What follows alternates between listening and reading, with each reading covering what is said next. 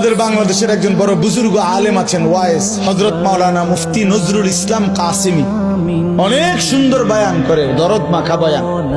ওনার বয়ান আমি নিজে শুনছি। উনি বলছে শুকর সকালবেলা যখন ঘুম থেকে উঠে, ওনার বয়ানের তো শুকর চোখ একসাথে মেলে না, মানে আমরা যখন চোখ খুলি না ঘুমের থেকে, শুকর একসাথে চোখ মেলে না, মানে পুরাটা খুলে লায় না আর কি, একটু একটু করে খোলে, একটু এরকম আস্তে আস্তে চোখ মেলে, মানে একটু একটু করে চোখ মেলে। উনি বলছেন কিতাবে লিখছে যে শুকর এরকম আস্তে আস্তে চোখ মেলে কেন, একটু একটু করে। শুকর বারবার বলে এই চোখ মেলবার সময়, আল্লাহ আমারে কোনো বেনামাজি কোনো নাফরমান যেন আমার চোখে না পড়ে, এই জন্য আস্তে আস্তে চোখ মেলে। আপনার কোন নাফরমান, আপনার কোন নাফরমান বেঈমান যেন আমার নজরে প্রথমেই না পড়ে, এই জন্য সে আস্তে আস্তে চোখ মেলে। আমি হুজুরের বয়ান শুনছি।